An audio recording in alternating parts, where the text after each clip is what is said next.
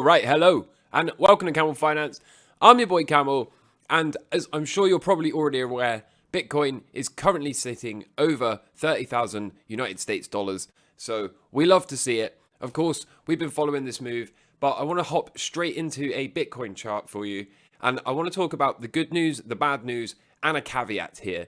So if you've been watching the channel for a while, then anywhere in this period here, really, I was saying that given where we are in the 60-day cycle, we should be open to a half-cycle shakeout that then resolves to the upside. So there's good news and bad news and a caveat to this.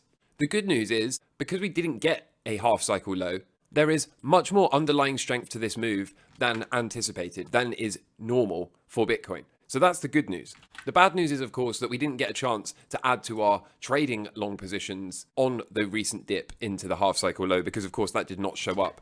And the caveat here is that whilst this would be currently around 31 or 32 days, I believe. Let's see. So we're on 32 right now.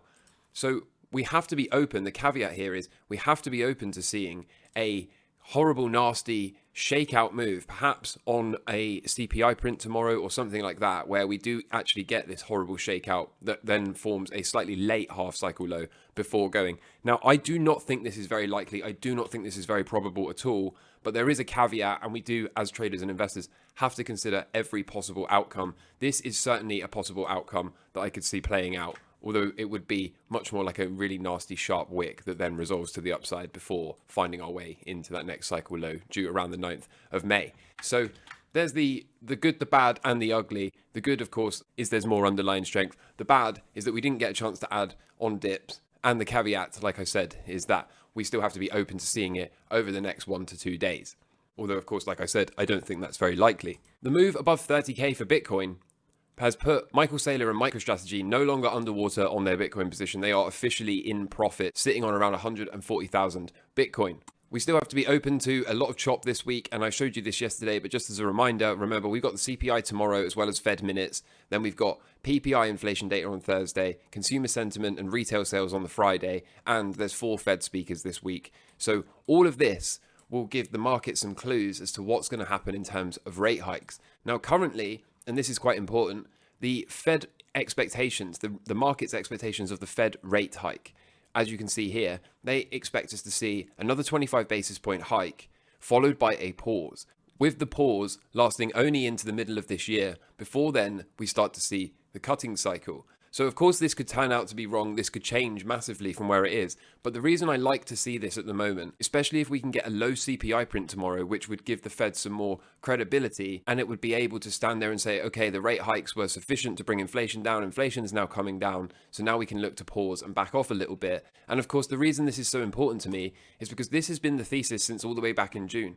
I've been calling for this melt up, and this entire thing was based on seeing the markets, which are forward-looking, front-run a pause in rate hikes. So according to this, the market is behaving how I expected it to behave. We are indeed looking forward to seeing if we can get a pause after one more 25 basis point hike. Full disclosure, that would be 3 25s in a pause, where I thought we'd only see 1 25 in a pause. But the premise is still the same. I do wonder if we'll end up seeing something like this, where the arrow is shifted slightly to the right-hand side. Maybe that's on the table, maybe it isn't. But for now, I'm looking to clear this high before I can get confident in this melt-up. But particularly if we can get a low CPI print and language pertaining to a pause after one more 25 basis point hike, then I think the markets are going to put in this blow-off top move. It's nice to see, from my perspective at least, that most people don't agree with this. I would be very nervous, very concerned if my view of this melt-up was the consensus view. But as you can see from the short positioning here on the ES futures,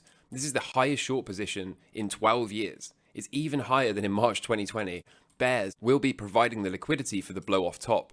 So if you take a look at this, massive amounts of shorts piling in at this time. So I expect this to be additional fuel for the melt up, just as the increase in liquidity from the Fed and the central banks around the world will be, and just as the markets front running that pause and inflation coming off will be as well. So remember, bull markets are born on pessimism, they grow on skepticism, mature on optimism, and they die on euphoria. I believe we are currently growing on skepticism, and of course, the shorts back up this point. I think we're not far away from maturing to optimism, and then it's going to be time to start proceeding with caution and looking to take profits and flip short near the top. Bitcoin continues to be the fastest horse. I say this all the time on this channel. Bitcoin will smoke every other asset class, and we continue to see that. Why are you not betting on the fastest horse? As you can see here, pause your screen, take a good look at this. In other news, Bitcoin has become the most Googled word in the United States of America, as you can see here. Meanwhile, the media FUD continues. The media continue to try to paint Bitcoin in a bad light because they do not want the public to hold it. They do not want you to be successful. They do not want you to opt out of their system because once you're inside of their system, they continue to control and dominate your life. You can see here the NY Times has doctored a photo to make the air look smoggy around a Bitcoin mine, which doesn't make any sense as soon as you start to think about it, because Bitcoin mining is just a bunch of computers. Does your computer produce smog? No. If you have 1,000 computers running at the same time, does it produce smog? No, of course not. So as soon as you start to use your brain and as soon as you start to think about this, obviously it falls over, but this is sinking to new lows, adulterating photos to try to make it look like the air around the Bitcoin mine is polluted. And given the recent price action, it's no surprise really that Bitcoiners do not want to give up their Bitcoin. 53% of the Bitcoin supply has not moved in over 2 years, which is a new all-time high. People are holding their coins. They don't want to let them go because the more price goes up, the more they start to realize Bitcoin and this rally is for real. Adoption continues to skyrocket as we've got just shy of 3.5 million new Bitcoin addresses connected to the network as of last week alone. The Metcalfe plus mempool model and the Bitcoin price shows us that we should be at around 60K within the next couple of months. That may sound insane. However, this is only around a 100% move from today's price. Bitcoin can certainly do 100% in a couple of months. We've seen this time and time and time again. So hopping into some charts, very interesting developments to show you. First of all, the dollar, is this breakout retest looking for that resumption higher? Is that what is going to happen, or is this going to turn out to be yet another failed breakout that resolves to the downside? That is to be determined. It's too early to tell. I'll be keeping an eye on this because if we get something like this, then that will put some pressure on risk assets in the short term. However, if the CPI comes out on a 5 handle, which is kind of my expectation, then we'll likely see this thing collapse under here and start to move down to the 90s, where I expect it to end up over the next couple of months. Again, adding additional fuel to this melt up. The 10-year yield, the chart of truth, continues to look heavy, doesn't it? Continues to be contained under here. So not much more to say about that. It's the same story at the 2-year yield, as you can see, continues to look heavy.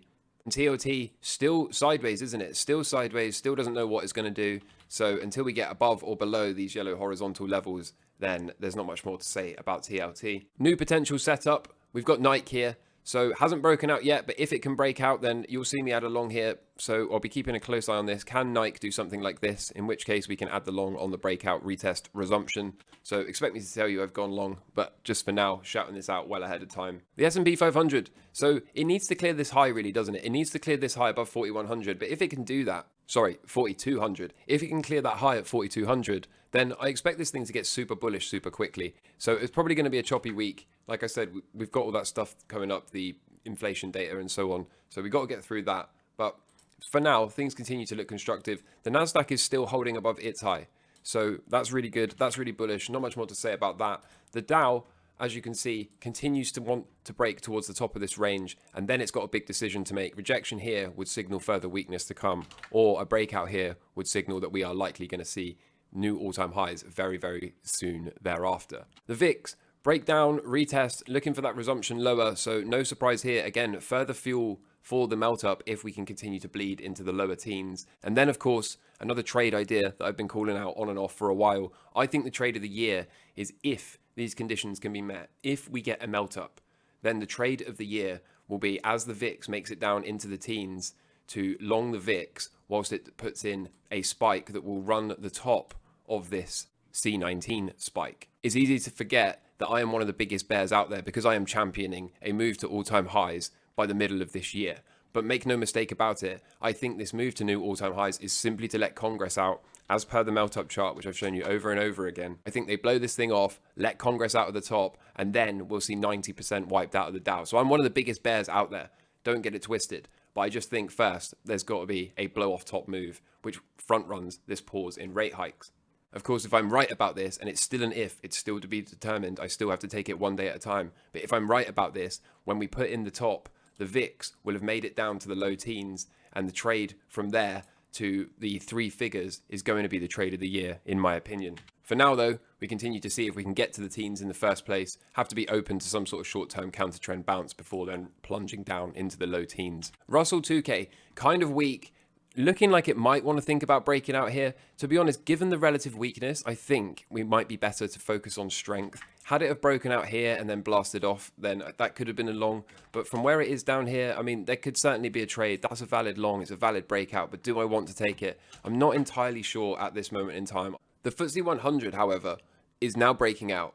So you had 2 options as a breakout trader. If you're going to take this trade, you could buy immediately as it crosses the line, or as you can see, we're getting sold into at the moment. So I'm looking to add a long into the close today, which is quite close to the morning for the brothers and sisters over the pond. I think it's about 10:30 US time is when the UK stock market closes. So if we're going to have a daily close above this downward sloping yellow resistance line, then I will be more than happy to add along. I'll post it on Twitter for you if I take the position. If not, then I might wait until tomorrow, because you know how CPI is, right? Nothing to say we couldn't do some weird chop thing and then break out. So maybe a little bit of patience is valid here.